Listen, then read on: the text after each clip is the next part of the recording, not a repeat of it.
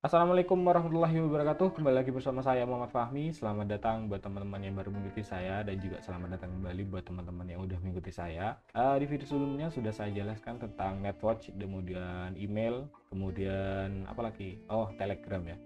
Dan di video kali ini saya akan menjelaskan tentang file system, packet manager, kemudian ada lagi itu router board dan upgrade kayak gitu.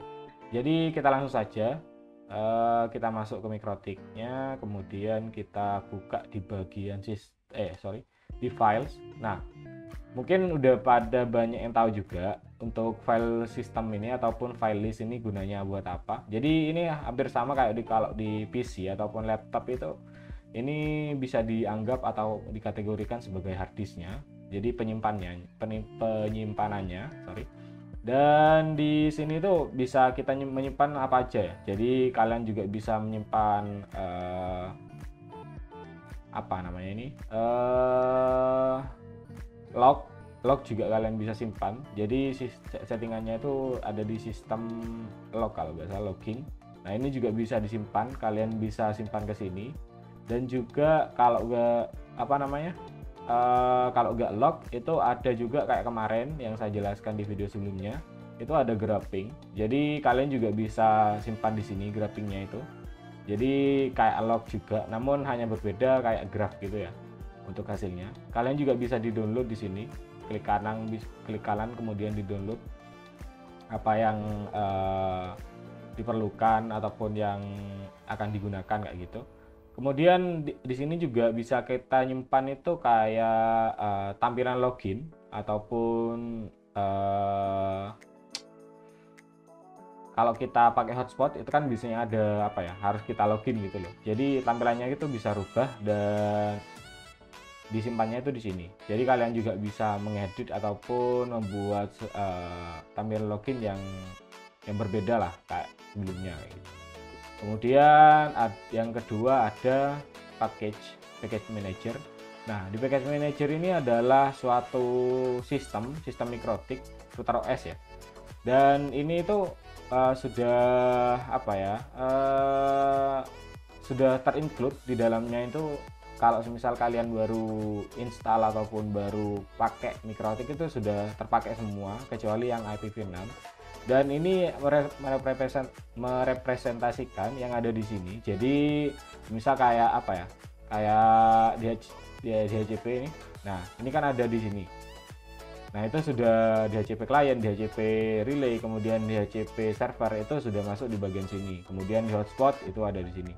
Nah, kalau misal kalian IPv6 itu diaktifkan, nanti ada muncul juga IPv6 kayak gitu. Jadi kayak menu yang ada di sini itu terinclude di dalam sini. Jadi ini paketnya.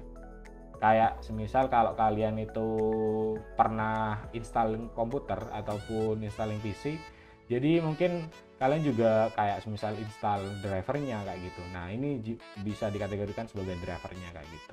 Kemudian di sini ada tab check for update, kemudian enable, disable, uninstall, unschedule, downgrade, check installation. Nah, di sini ada check for update ya. Nah, untuk check for update ini sendiri, ini ada banyak kategorinya dan ini untuk mengupgrade router OS kita ke yang paling baru ataupun ke yang paling stabil kayak gitu. Jadi ini di sini kategorinya ada install version yang kita pakai sekarang ataupun kita gunakan sekarang. Kemudian di bagian upgrade ini, di bagian channel ini ada long term, stable, testing, development, upgrade. Kemudian ini ada misal kak long term ya. Kalau long term ini yang paling cocok untuk digunakan secara apa ya? Jadi kalau kalian nggak mau upgrade lagi kayak gitu, kalian bisa pakai yang long term, yang long term ini. Jadi kalau long term ini untuk apa ya? Kategori penggunaan lama kayak gitu. Jadi nggak perlu update lagi kayak gitu udah. Jadi ini sudah versi yang paling stabil yang untuk digunakan kayak gitu. Kemudian yang stable. Nah, untuk stable ini masih apa ya? Gimana jelasinnya? ini versi yang stabil, namun masih ada bug di dalamnya kayak gitu. Jadi masih perlu peningkatan kayak gitu. Namun kalau bedanya sama yang long term itu memang YouTube digunakan jangka panjang. Jadi nggak perlu update, itu sudah apa namanya? Sudah aman kayak gitu. Dan untuk di bagian testing dan development, kalau di misal testing ini dia itu mengetes yang ada di development ini. Jadi kalau di development ini latest versionnya itu yang paling baru biasanya. Kemudian kalau di testing itu adalah percobaan dari development tadi kayak gitu. Nah, untuk di upgrade sendiri ini hampir sama ya, kayak apa namanya, kayak development ataupun testing ini. Namun untuk upgrade ini biasanya penggantiannya itu langsung ke latest version ini 6, ini kan 6,49 ya. Kalau semisal kita menggunakan upgrade itu langsung ke 7 kayak gitu. Jadi bukan di versi 6 lagi kayak gitu. Hampir sama sih, kayak testing development itu hampir sama. Nah, bedanya kalau semisal kalian ya, ini ya, saya contohkan long term. Nah, ini kan ada download dan download and install. Kalau misal kalian di download, itu masuknya akan masuk ke bagian file system tadi di sini. Jadi masuk ke sini, kemudian nanti kalian itu kalau misal kalian matikan ataupun reboot, itu dia akan terupgrade otomatis ketika dia hidup kembali kayak gitu. Namun kalau bedanya kalau download and install, dia itu akan langsung reboot otomatis ya. Jadi selesai download itu langsung reboot otomatis. Jadi bedanya kayak gitu. Kemudian saya contohkan dengan Mikrotik ya, Mikrotik lain. Dan ini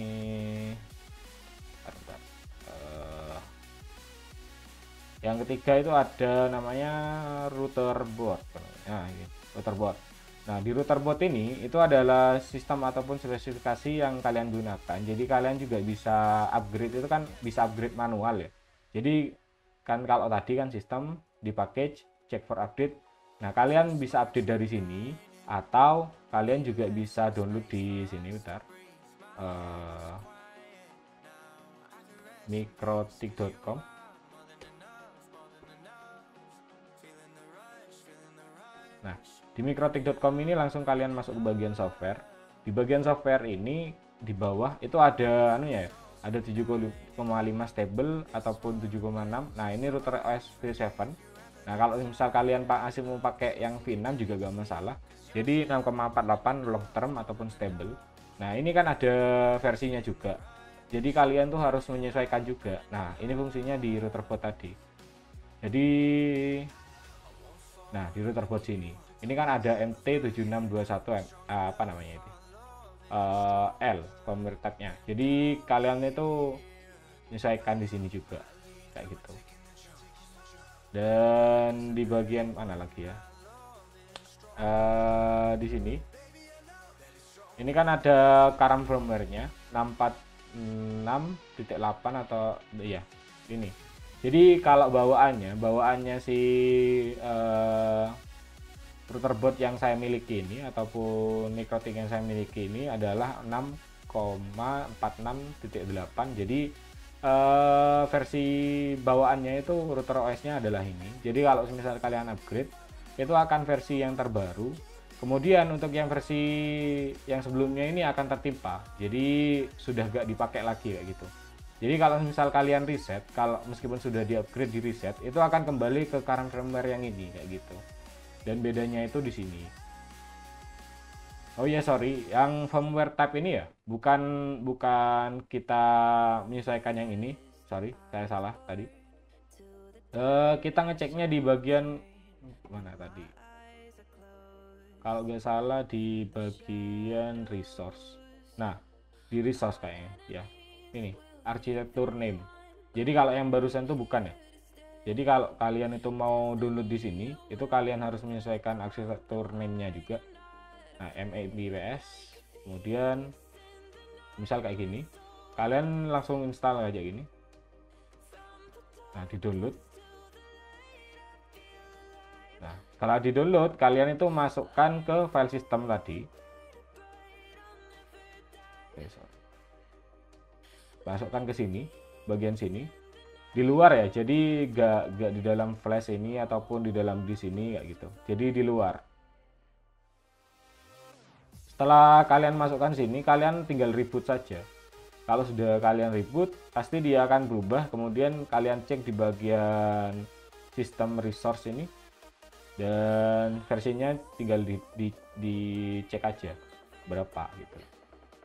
Ya mungkin itu saja ya yang bisa saya sampaikan untuk video kali ini. Terima kasih kalian udah mengikuti sampai sekarang. Kemudian jika kalian masih bingung apa yang saya jelaskan, kalian juga bisa cara-cara di kolom komentar. Kemudian sampai jumpa di video selanjutnya. Wassalamualaikum warahmatullahi wabarakatuh. Bye bye.